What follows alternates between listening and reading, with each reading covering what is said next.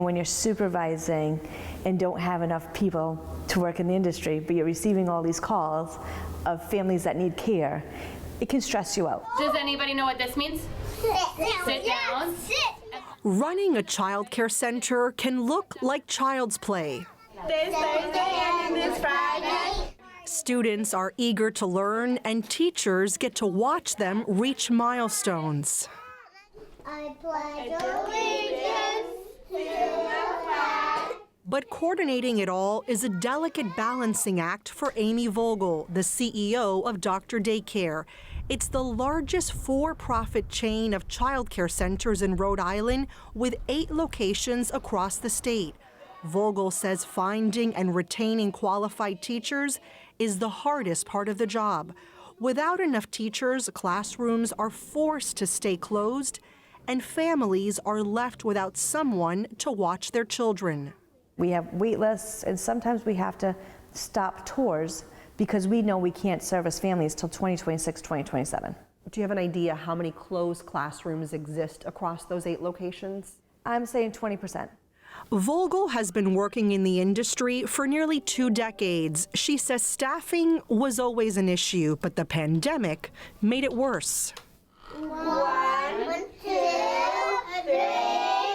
She lost about 30% of her workforce during COVID. She says low wages make it difficult to keep employees. In 2023, the median wage for a childcare provider in Rhode Island was $16.91 per hour. That's in the same range or below what parking lot attendants, housekeepers, and retail sales workers make. For what childcare educators do day in and day out, they'll never get paid enough. I love the kids. This is my passion. Hey, how are you feeling? Low wages long kept teacher Jaisha Pedreira from putting her own children in daycare. She's been caring for other people's kids at a nonprofit called Children's Friend for 10 years. What is it like to be a child care provider but not be able to afford the very care that you're providing other people? It was stress. It was hard. Frustrated. I was mad, angry. How much is this? Angry because Pedreira, who's a single mom of 2, says it was hard to find someone to watch her now 5-year-old daughter while she was working and her teenage son was in school. She says it was so bad, she considered quitting her job. I was asking for people to borrow money. Can you borrow this money? Like every Friday, I was sitting down, checking a list, making a list. It was crying. It was terrible. It's frustrating, and it's hard because I'm sorry. It just reminds me all the stuff that I have passed. It's not easy being a single mom. Childcare is truly the foundation of Rhode Island's economy. Nicole Cello is the assistant director for the Office of Child Care at the Rhode Island Department of Human Services. She knows Pedreira is hardly the only employee who's wrestled with quitting her job.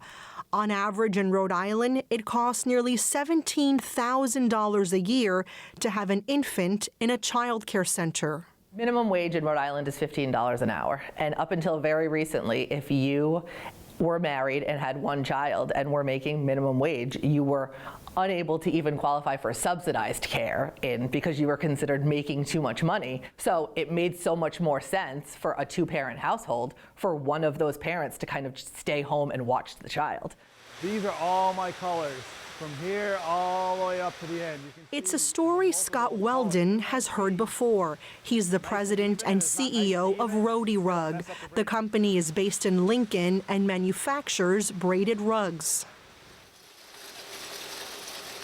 Weldon employs about 30 people, but says in the last year and a half, he's lost 3 employees for reasons beyond his control.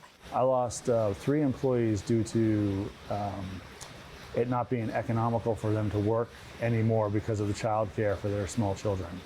He remembers an employee calling after she had a baby. She's like, I'm not going to be able to afford to come to work and pay child care, or it's going to be about even, so it's not worth coming back to work. Weldon says replacing a great employee is difficult and expensive. He's tried to make the workplace friendlier for his colleagues. Our hours used to be 8 to 4:30, and we took it to a vote to the employees, and we went from 6 to 2:30, so a lot of our moms could be home in time for their kids so that they don't have to spend the extra money for childcare. And we were totally fine with that. So it's not a situation on our end that we're not trying to help out. It's things that are out of our control. State Representative Grace Diaz says one way to get more people into the workforce is to start with the child care sector. She recently introduced a bill that subsidizes the cost of child care for child care workers based on their family income. The Child Care for Educators is a program that came from the needs of retaining staff for every single child care centers in the state of Rhode Island. The Child Care Assistance Program for child care staff began as a pilot program in 2023 and was extended for another year. Diaz hopes lawmakers will soon make it permanent. To date, more than 400 child care workers have enrolled in it. We're going on having this program for about a year and a half. You're saying it's a success. How do you quantify that success? It's easier because the numbers talking by themselves. For example, more than half of the centers in Rhode Island report that they have a staff, at least one staff benefiting from that. I want bread, please. Pereira's enrolled in the program. She says it allowed her to put her daughter in childcare for free while she worked and finished her schooling. Good job, five. You did it good. She's now a lead teacher making more money. She says it's improved her quality of life. I wake up every morning, get my daughter dressed, go to school with no problem. I don't have to worry about who's gonna take care of every single day. I had no worries. I just come to work happy. The program has cost the state nearly $5 million. Back at Dr. Daycare, Vogel says it's been a selling point when talking with candidates. Over the years, she's lost many employees to the public school system where they can make more money.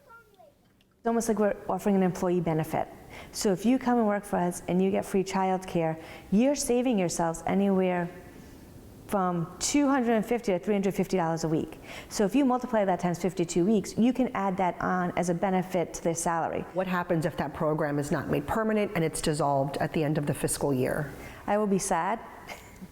I just think it's one thing that sets us apart in the childcare industry and compared to other industries, and we need that. We need something to set us apart because we need people to come into this industry.